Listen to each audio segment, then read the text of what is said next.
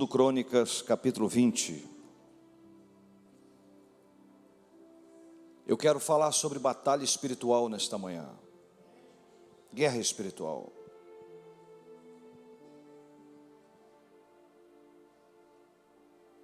O Senhor, quando nos deu este ministério, Ele me advertiu sobre este ministério. Ele disse para mim, não seria fácil. Perseguições, levantes, obras malignas contra nós, falsos crentes contra nós, pessoas em geral contra nós. O Senhor disse para mim, se prepare para a guerra. Satanás, ele tem feito tudo para tentar nos destruir, a todos nós aqui. Os membros da casa, quem toca, quem louva. Só para lembrar, esses tempos atrás, não sei se foi 8 meses atrás, o Senhor mostrou um redemoinho aqui em cima. Senhor, o que é isto? Porque nada acontece sem Deus dar o aval. Nada acontece sem Deus deixar. Por que este redemoinho? Para trabalhar com os crentes. Comigo, com você, com cada um de nós aqui. De quando nós nascemos até quando formos morrer, Deus trabalhará com cada um de nós. Estamos aqui por um projeto de Deus, coração voltado para Deus, e quem não estiver no mesmo espírito não compreende as coisas. A Bíblia nos fala que Eliseu tinha um servo. Eliseu tinha um servo. Como é que é o nome do servo de Eliseu? O que Geazi fez? Geazi podia ter a sequência de Eliseu, como Eliseu teve a sequência de Elias. Presta atenção que é para você e para mim essa mensagem. Eliseu soube esperar o seu tempo de ser exaltado por Deus. E quando Elias falou para Eliseu, pede o que queres agora. Aí ele pediu a porção dobrada que estava sobre Elias e recebeu. Obediência. Trouxe vida para Eliseu. Mas o que Eliseu fez? Serviu ao Senhor com todo o coração. E o seu ministério foi maior do que o ministério de Elias. Agora, o que aconteceu com Geazi? Geazi não soube esperar o tempo de Deus na sua vida, se apressou, cuidado.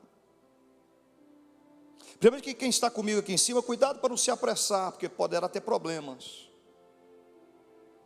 E Geazi, de receber as bênçãos de Eliseu, recebeu a maldição de Eliseu, pegou a lepra.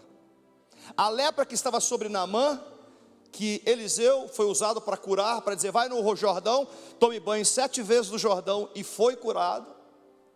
Aquela lepra, Eliseu falou, agora vai pegar sobre ti, Geazi. Por quê? Por causa da usura, por causa da inveja. A inveja contra o ministério de Eliseu. A inveja que Geazi teve de Eliseu, a lepra de Naamã veio sobre ele. No lugar de receber as bênçãos, veio maldições. Pastor, o que tem a ver com cada um de nós? Nós temos que ter o nosso tempo em Deus, a nossa vida em Deus. Este ministério é ministério para cura, sinais, maravilhas e libertação, amém? Não é ministério para bajular nem pai, nem mãe, nem avó, nem ninguém aqui. É o ministério para agradar a Deus. É por isso que o levante vem. Por isso que as setas malignas tomam a mente de muitas pessoas. Porque nós temos que estar preparados para o dia da batalha, porque o dia da batalha já está travado contra nós, e maior está conosco do que estão com eles. As palmas para o Senhor. Aleluia! Agora vamos entender o texto do 2 Crônicas, capítulo 20, versículo 1. Deus concede a Josafá vitória sobre os seus inimigos. Quem concedeu? Quem concede sobre mim e você? Deus. E sucedeu que depois disso os filhos de Moabe, os moabitas, os filhos de Amon, amonitas, com eles alguns outros dos amonitas vieram a peleja contra Josafá. 3 contra 1, não vale, hein? Então vieram alguns que deram aviso a Josafá. Sempre tem aquele que avisa, né? Cuidado aí, que negócio, né? Vem contra ti, Josafá, uma grande multidão da além do mar da Síria. Ixi, exército grande. Eis que já estão em Hazazon Tamar, que é En-Ged. Então Josafá temeu. É lógico que não vai ter medo, não. E pôs a buscar o Senhor. Ele temeu e pôs a buscar o Senhor. E o que ele fez? Apregoou jejum em todo o Judá, em todo o seu território, para todas as pessoas. O jejum é uma arma de Deus para nós contra o diabo. Olha para o irmão e diga assim: você deve jejuar. Fala em voz alta com quem está ao lado assim: deve jejuar. Pastor, eu tomo remédio. Eu não estou falando assim que você vai jejuar tendo problema com remédio. Então você vai jejuar no lugar de 12 horas, vai jejuar 3 horas. Eu não posso jejuar 24 horas, então jejue 12. Eu não posso jejuar 12, jejue 6. Eu não posso jejuar 3, jejue 2 horas. Com propósito. Jejum não é dieta. Amém? Josafá aqui não está fazendo dieta para emagrecer, está fazendo jejum para Deus, e convoca todo Judá para Deus. E o jejum representa se humilhar para Deus. Quando você se humilha para Deus, portas se abrem. As palmas para ele.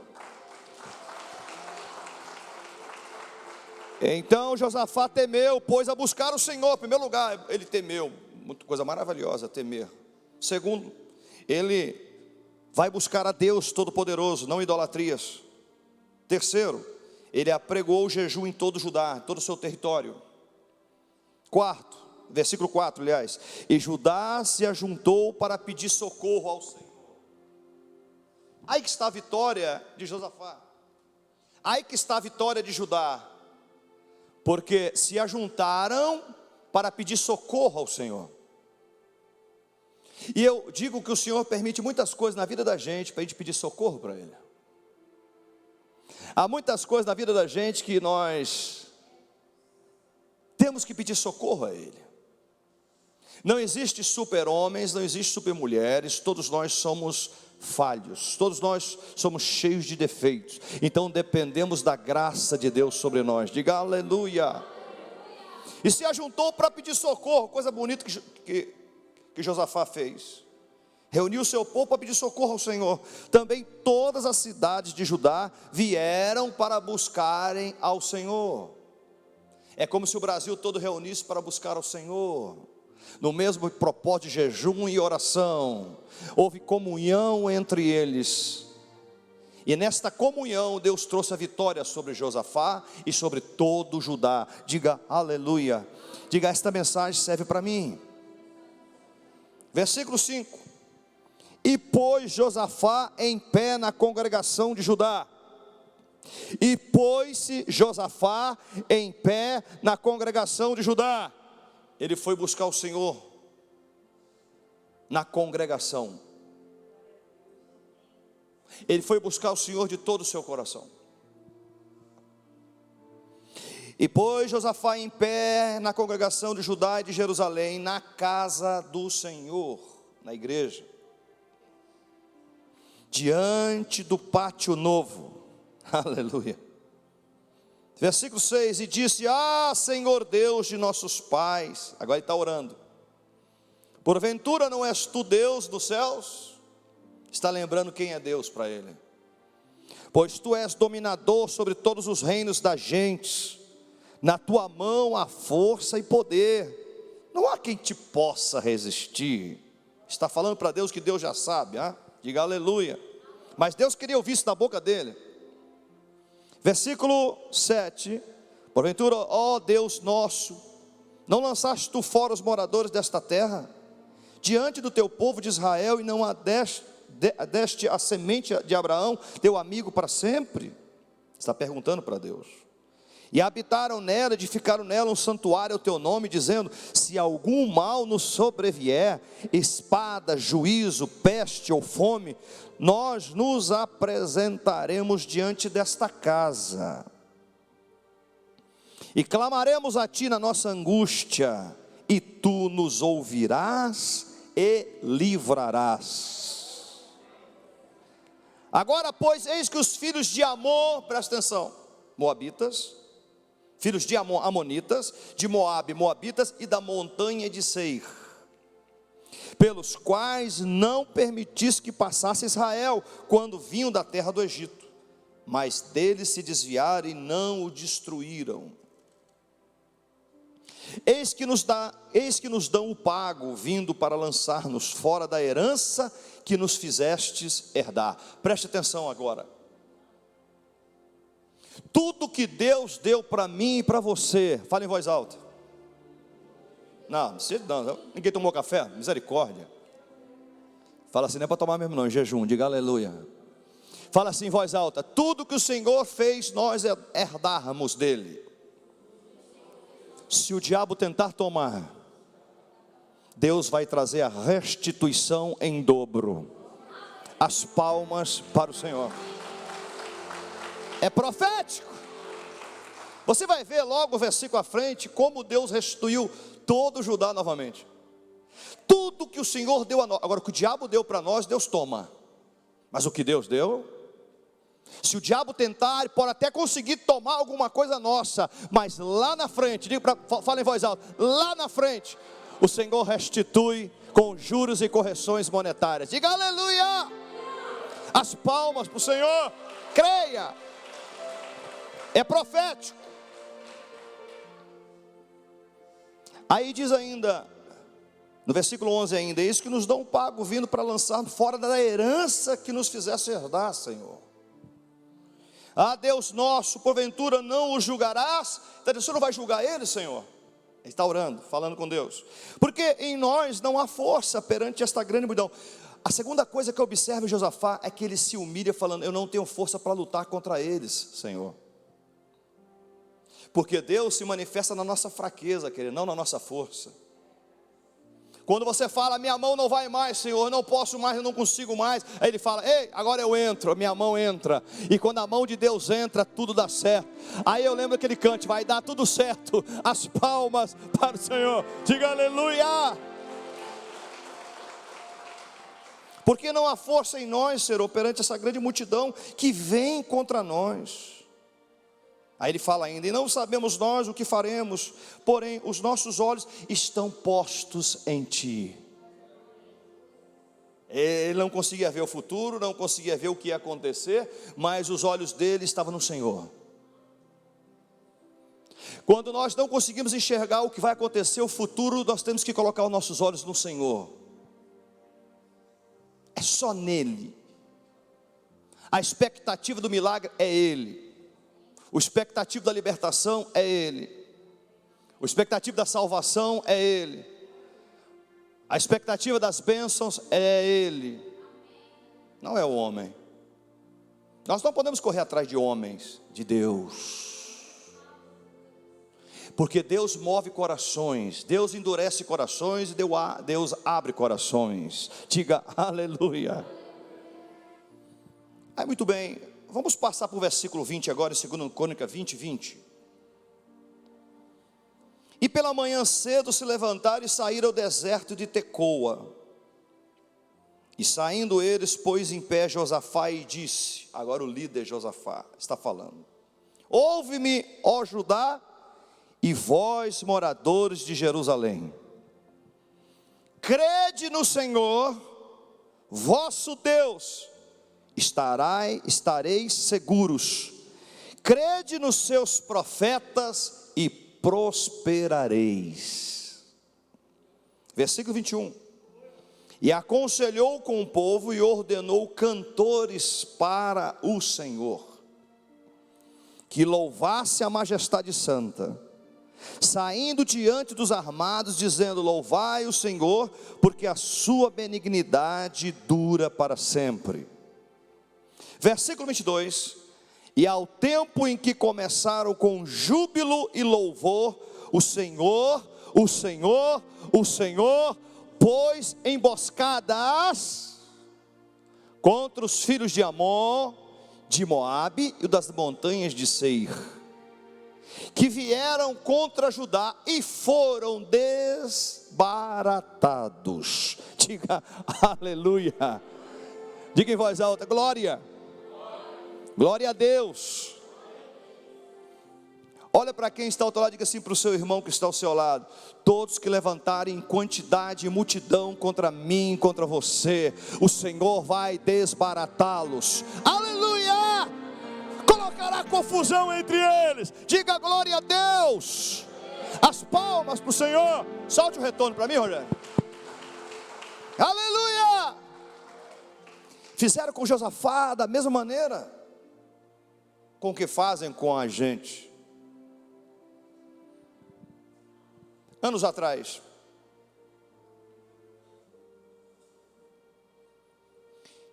nós fizemos um trabalho que uma pessoa responsável na época coordenava o trabalho em reunião em casa. Por isso que eu não gosto muito desse negócio de fazer culto em casa. E aí estava acontecendo várias reuniões na terça-feira, presta atenção nisso. Serve de exemplo para mim e para você. Ah não, pastor, é falar da palavra de Deus, vamos ganhar alma, não ganhava nada. No lugar de ganhar alma para trazer para a igreja, fazia confusão. E eu não sabia, inocente. Só orando a Deus, ó Deus, está tendo trabalho lá e vai trazer almas para nós, que maravilha.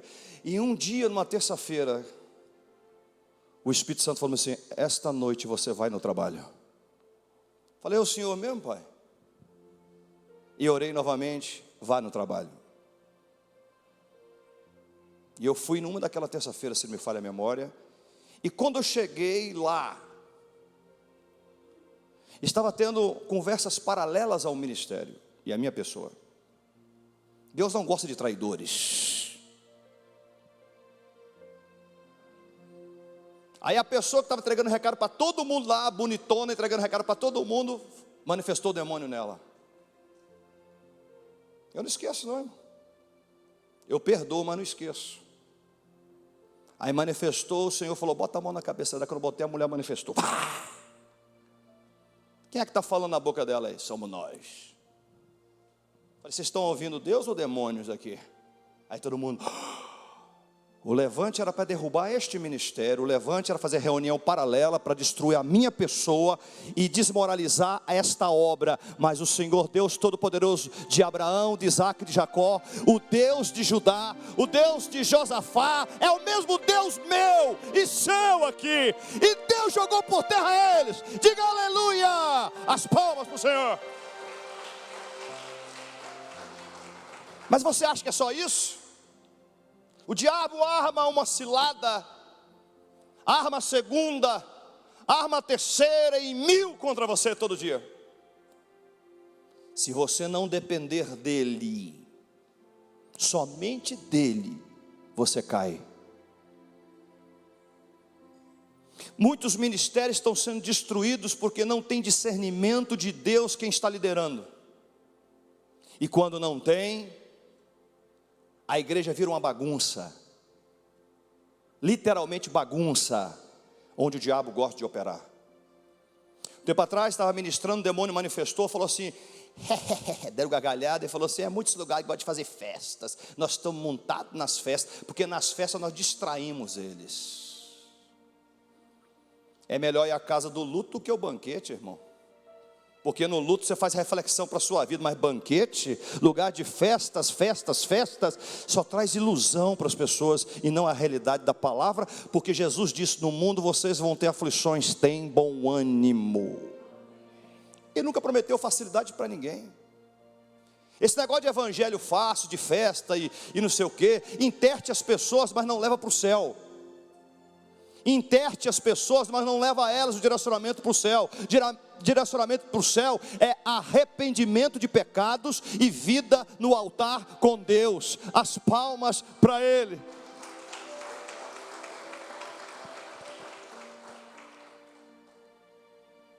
Tiveram muita cilada contra mim, reuniões contra mim dentro da igreja. Deus tirou, moveu. gente com o coração contrário a mim, Deus tirou, porque Deus me deu uma visão ministerial.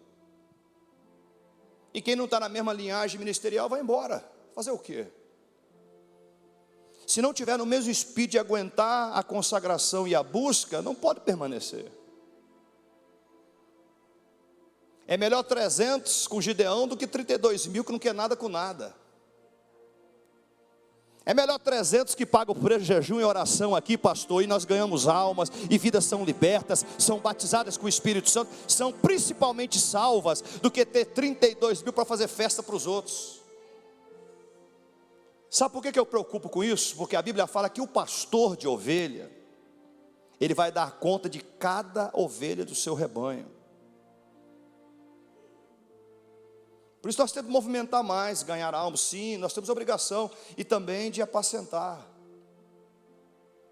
sair da inércia, trabalhar, buscar aquelas que estão doentes, buscar as que estão fracas, visitar. Ainda bem que não tem só um pastor aqui, hoje tem 4, né? Da responsabilidade suas também. Não é só de um pastor. A responsabilidade é dos membros também de ter responsabilidade com a igreja.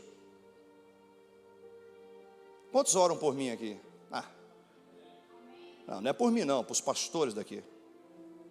Poucas mãos, hein, irmão? Achei que todo mundo ia levantar. Não, levanta não, se não está, não está.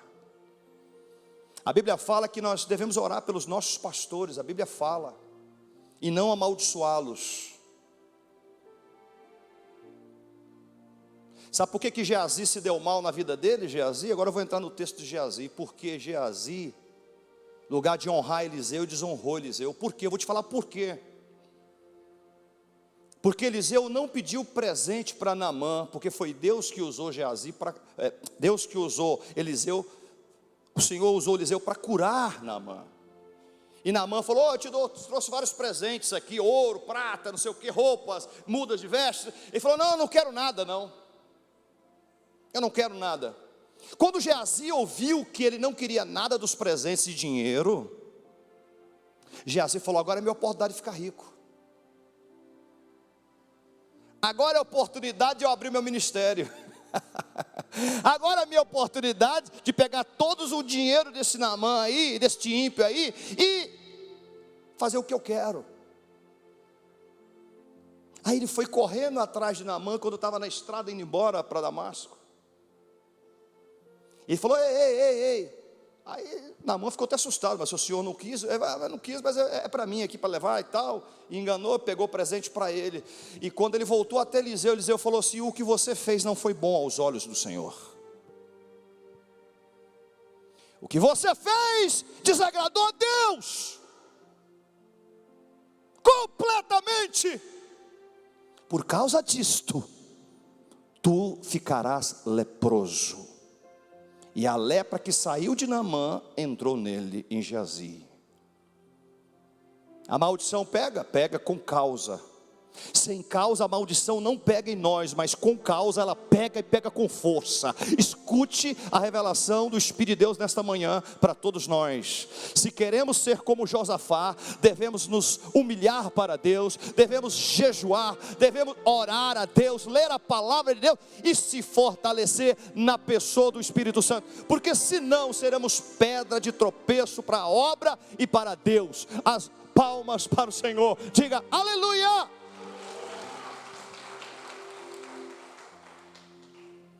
Nós temos que quebrar muitos paradigmas, muitas coisinhas que a religião ensinou. Por exemplo, aonde está na Bíblia que é proibido criança tomar ceia? Pergunta, irmão, está onde? A gente sai da igreja com raiva de mim por causa disso. Um dia eu fui no congresso do pastor Benihim lá no Dallas, Texas, em 2008. No congresso dele, ele falou assim: olha, eu e a minha família tomamos a ceia do Senhor todos os dias. Aí um amigo meu estava do lado, me deu uma cotovelada, rapaz, quase acertou meu estômago.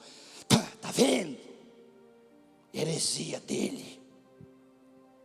Eu falei: se é heresia dele, me mostra na Bíblia que ele está errado. Mas não pode, só pode ser os discípulos para tomar. Só pode ser quem é batizado. Eu falei, me mostra na Bíblia onde está escrito isso. Aí ele não tem. A sua igreja ensinou isso, mas não a Bíblia.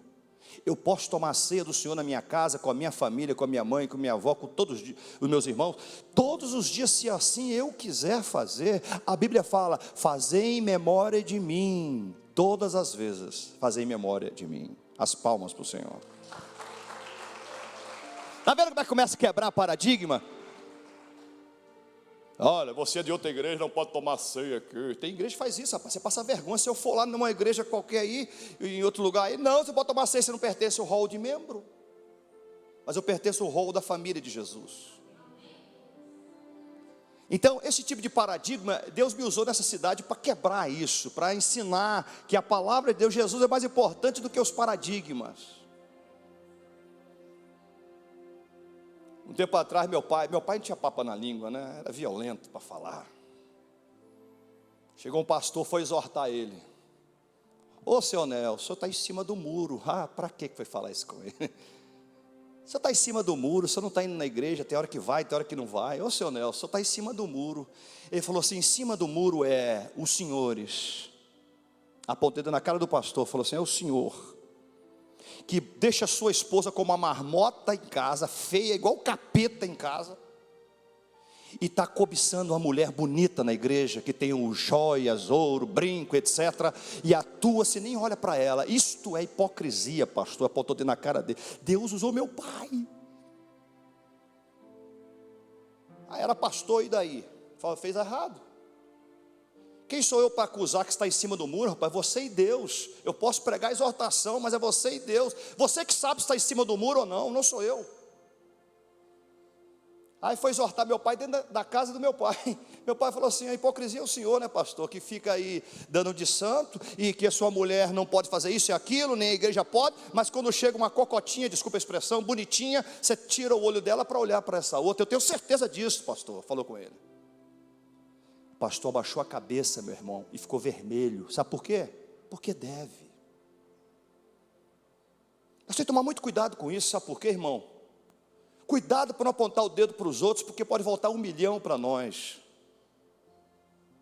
Cuidado quando julgar alguém, porque você será julgado também por Deus. Deus permitirá você passar pelo processo também.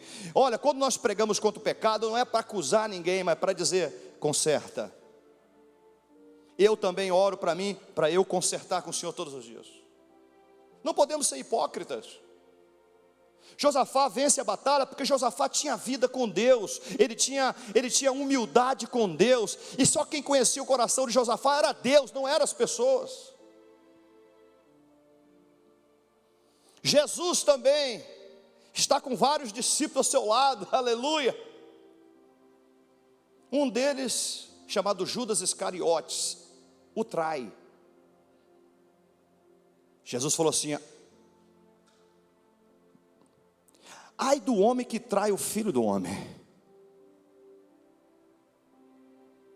Judas tinha tudo para ser um discípulo do Senhor e para ter marcado o seu nome na história, para estar nesses livros sagrados, porque o Judas que está aqui não é o Iscariotes, não, é outro Judas, tá?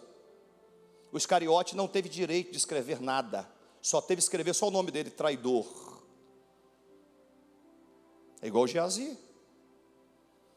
Ele pensou nas moedas de prata, foram 30 moedas ou 20? 30 moedas de prata, ele pensou nas 30 moedas de prata, não pensou no Senhor. Ele preferiu amar ao dinheiro dos hipócritas religiosos da época do que amar verdadeiramente a Jesus. Por quê? Porque a visão de Judas não era visão celestial, queridos. A visão de Geazi não era a visão espiritual, irmãos. Era a visão carnal, do presente, do dinheiro, da roupa, das moedas. Não era Deus de verdade. Uma coisa que o pastor Ricks pregou sexta-feira, que eu gravei no espírito aqui. Você desculpa que saí mais cedo, viu? Porque eu tive que fazer uma visita ali para um casal que estava precisando da igreja. Não está mais na igreja, mas vai estar retornando à igreja agora. Precisou de muita ajuda, nós fomos lá e tal, batemos papo, oramos. E estarão voltando para a igreja, para a glória de Deus. Escute bem uma coisa que eu vou dizer a você, por isso que eu saí mais cedo. Mas na palavra que você falou, me gravou no espírito, claramente. O evangelho não é fácil não, meu irmão. Sacode o irmãozinho e fala assim: não espere facilidade. Mas se você quiser alcançar a salvação, o caminho é muito estreito. Mas não é estreito de roupa, de uso e costume, né? Brinco, joia, não. É o caminho estreito de vida com santidade. Quem falou que santidade está na roupa? Quem falou? É lógico que ninguém que está no Espírito vai andar imoral. É lógico que não. Quem tem o Espírito Santo sabe como se comportar, sim ou não? Mas não é achando que tem um vestidão lá embaixo, porque eu já conheci muitas pessoas com vestidão lá embaixo e era a pior de todas. Já conheci muitos homens que se davam santarrão demais, eram os piores do mundo. A santificação está entre você e Deus, Ele vai te ensinar o que deve ser feito. As palmas para o Senhor. Ele te incomoda. Amém? Eu vou dizer um negócio que não é para escandalizar não, para vocês entenderem como é que funciona o sistema. Tinha um certo líder espiritual aqui em Teoflotone que ele proibia as pessoas de ir na praia. Irmão, não pode ir na praia não. Rickson, nem pensar de praia, viu? E televisão, na época, não pode ter televisão em casa não. Só que, sabe aquele irmão bisbilhoteiro, né? Aqueles irmãos que gostam de dar uma espionada na casa do outro irmão, sabe o que é? Foi na casa do pastor, chegou lá e viu a televisão escondida. Aqui da Flotone. Falou: pastor, o senhor proíbe televisão, na época não sei se era 20 polegadas, era grande na época, em relação hoje, né? Hoje é 60, 70 polegadas, não sei. Tem mais? Não, né? Você está ligado, hein? 85 polegadas hoje. Então dá 4 dessa aqui, ó. E ali estava dentro de um armáriozinho guardada a televisão do pastor que ia assistir à noite os programas. Como é que eu posso botar um peso em cima de você que nem eu mesmo aguento carregar, irmão? O Senhor falou comigo: esta é a religião que está sendo propagada por aí, que para você não pode. Aí daqui passou uma semana, o filho do pastor na praia. Uai, pastor, seu filho pode, eu não posso? Ah, mas deixa ele com Deus. E amaldiçoava até o filho, deixa ele com Deus. Irmão, bobagem. Se o cara tiver cair em pecado, ele cai no motel em Teoflotone, cai dentro de um buraco, em qualquer lugar, vai para uma roça, faz o que for errado, mas não está enganando a Deus. As palmas para Ele. Ninguém engana a Deus. Ninguém. Então não adianta, a santidade é você e Deus, meu irmão. É a sua vida com Ele. E Josafá agora ganha esta batalha aqui contra os da montanha de Seir, os amonitas e moabitas, porque Deus era com Josafá. A fidelidade de Josafá levou o seu povo a se santificar através do louvor e do jejum, fez com que as barreiras fossem quebradas. E o Espírito Santo está me falando nesta manhã que muitas barreiras vão quebrar da minha vida e da sua, muitas portas fechadas vão se abrir através da oração, através do louvor a Deus e através dos jejuns para Deus. As palmas para Ele. Diga aleluia! Santo, santo, santo é o Senhor. Santo, santo, santo é o Senhor. Os anjos vão se dobrar, os remidos vão te adorar, Santo.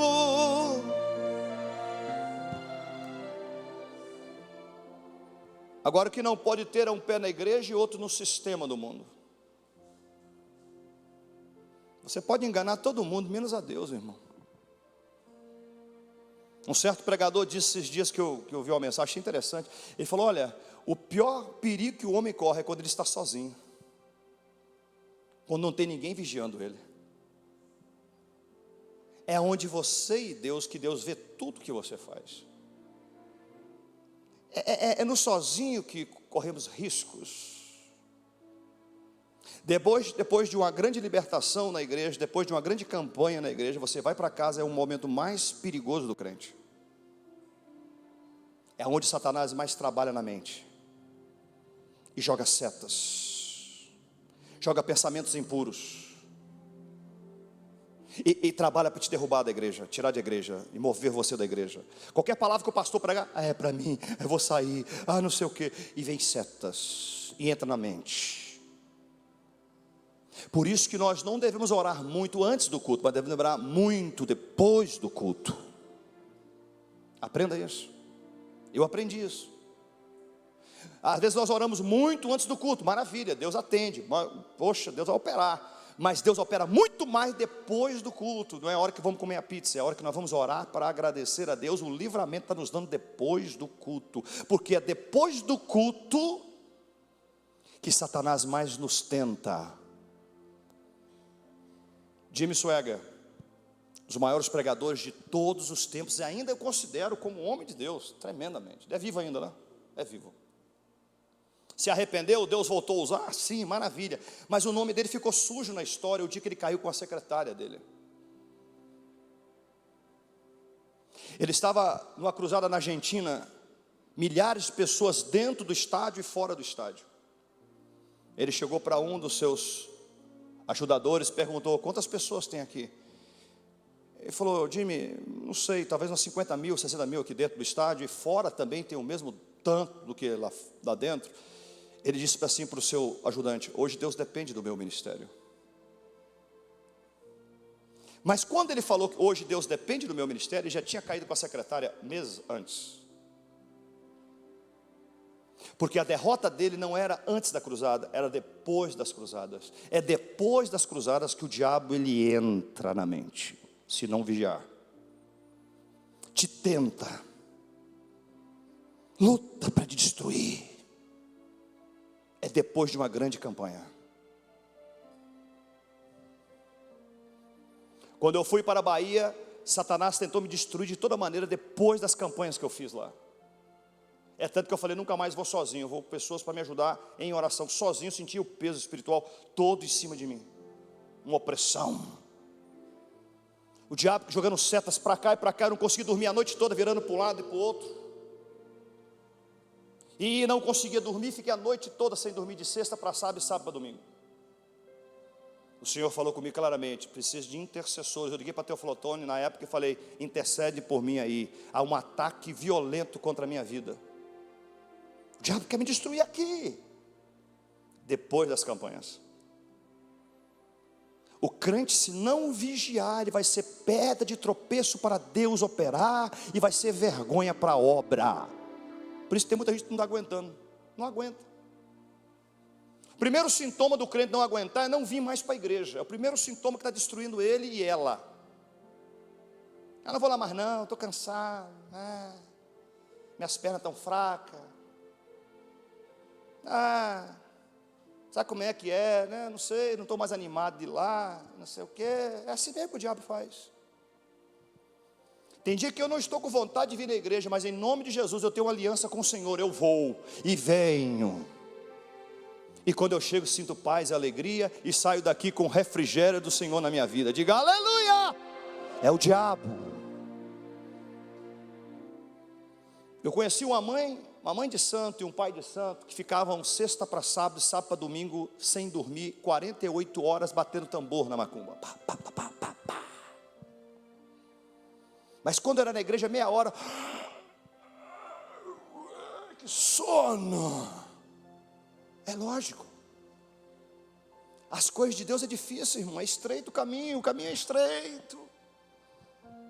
E retaliações vêm, o diabo joga seta, usa um para te afrontar, é assim mesmo. Mas você vai lutando. A Bíblia fala que o reino de Deus é tomado por força e por violência. Você tem que guerrear. As palmas para o Senhor. Guerrear. É o momento da igreja se encurvar para Deus. Não é para homem não, para Deus. É momento da igreja se encurvar, se humilhar e se arrepender para Deus. Se não houver isso, é queda de todos. O Senhor disse a mim: é momento de se encurvar para Ele. reconhecer a sua soberania.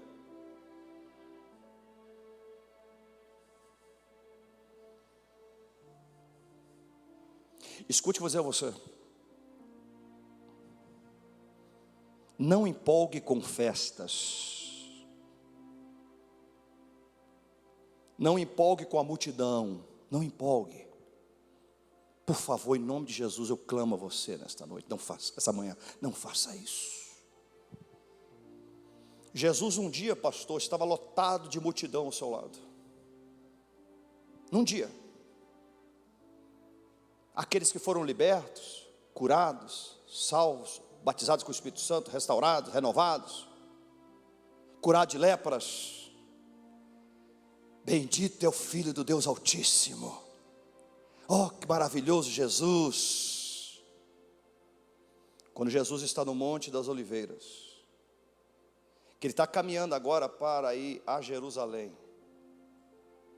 Quando ele caminha para Jerusalém, uma multidão tirou as suas vestes, ramos de árvores de folhas, e colocaram o caminho. Bendito seja o Rei dos Reis, Senhor dos Senhores. Lá vem ele no cavalo, no jumentinho, 0 quilômetro na época, ninguém tinha montado ainda. Mas para Jesus o bichinho amansou, ficou manso. Tá. Aí lá vem Jesus Nazaré. Bendito seja, hosana nas alturas, bendito seja o Filho de Deus. E a multidão lotava, gritando: bendito seja Jesus, este vai ser o Rei de Israel. Quando Jesus chega em Jerusalém, ele fala assim: o meu reino não é este, o meu reino é celestial, aqui é passagem para mim. Até Judas o traiu. E aquela multidão que falou: Jesus, Filho de Deus Altíssimo, está dizendo assim: solta Barrabás e prende Jesus o Nazareno. Sabe aqueles 10 leprosos que só um voltou para agradecer? Agora esta multidão está toda para o lado de Barrabás. Solta o bandido, o que não presta, o ladrão, assassino, e prende esse Jesus que fez milagres, sinais, maravilhas, porque esse Jesus não vale nada. Eles falando, né? São eles, eu não. Aí quando Jesus está subindo o Gólgota agora, com peso nas costas da cruz, uma mulher vem chorando: oh Jesus, não faça isso, não deixe acontecer isso, Jesus. Ele falou: mulher, não chorai por mim, chorai antes por vós e os vossos filhos. É o que passa hoje o povo árabe e o povo judeu. Ele falou: não chore por mim não, porque eu estou indo, porque é necessário eu passar pela cruz, sair de lá e ressuscitar e salvar muitos, mas vocês vão chorar por vocês e por os vossos filhos. Jesus lançou a palavra para eles, e até hoje sofrem.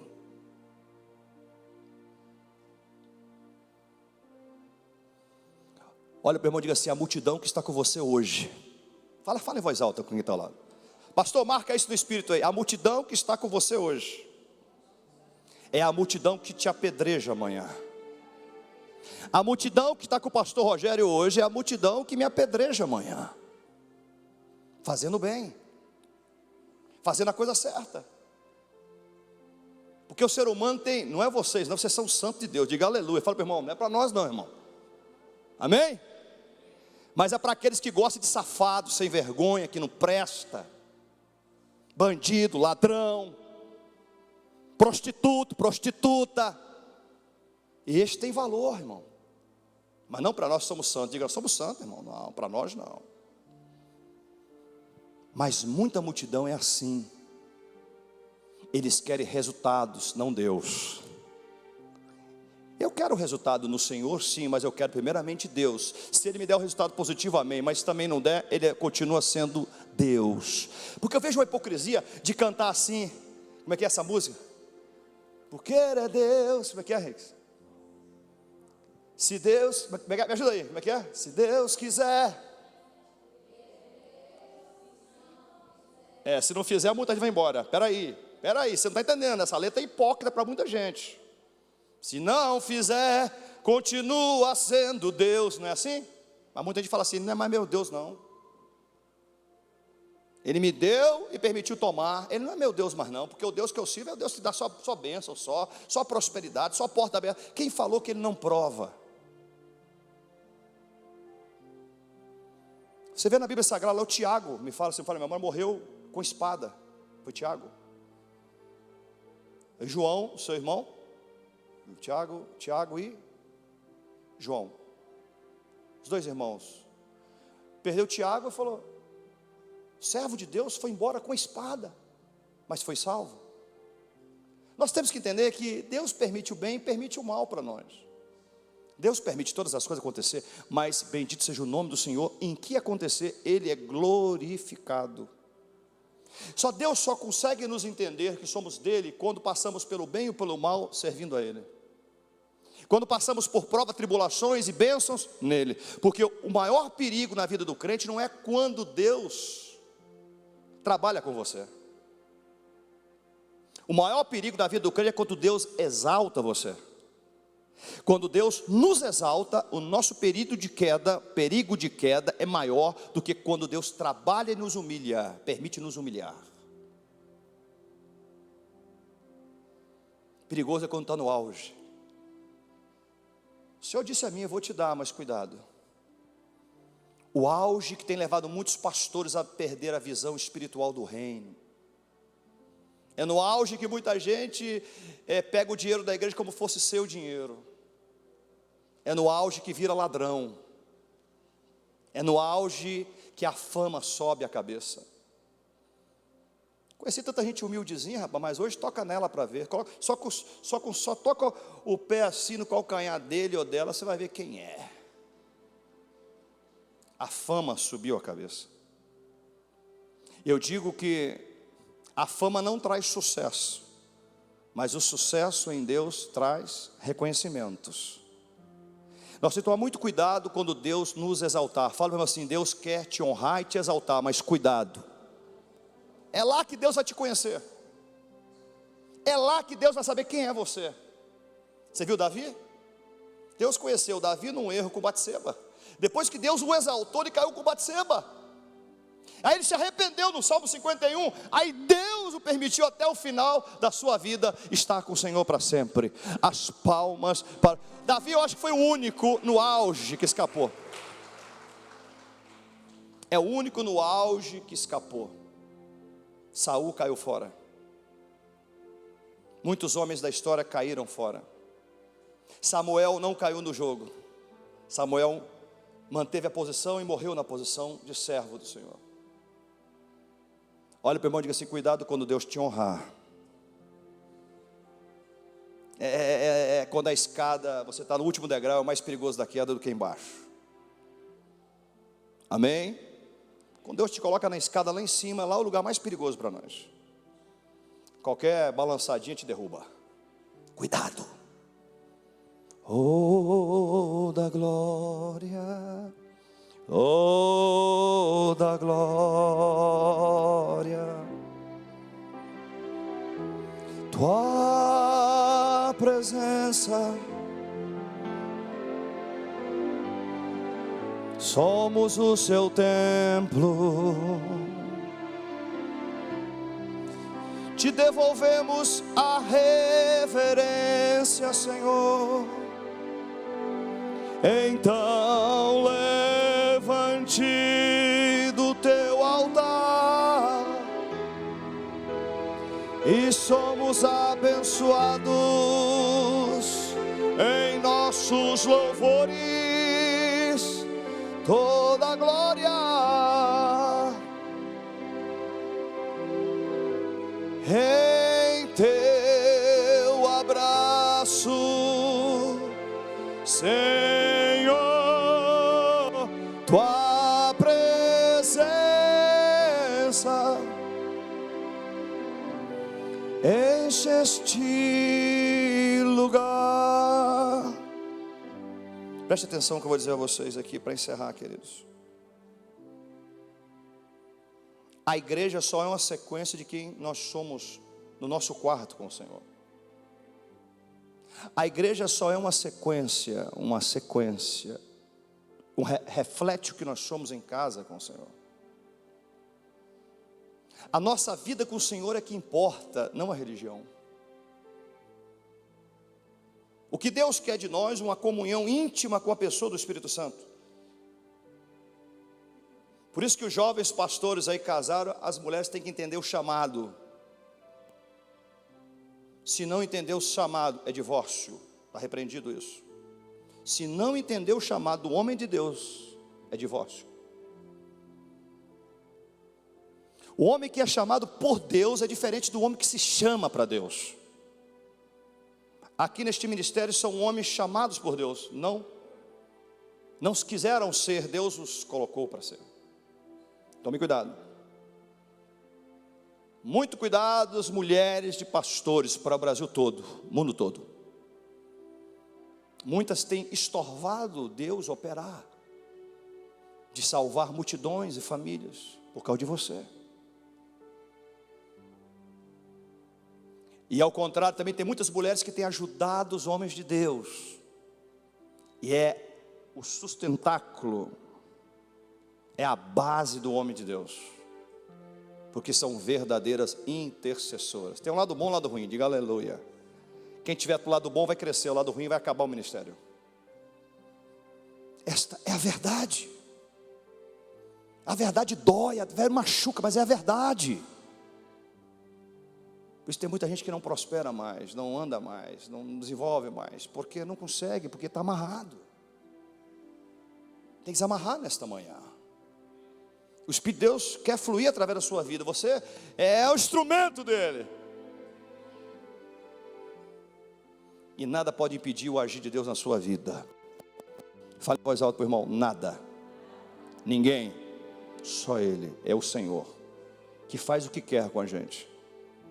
Amém?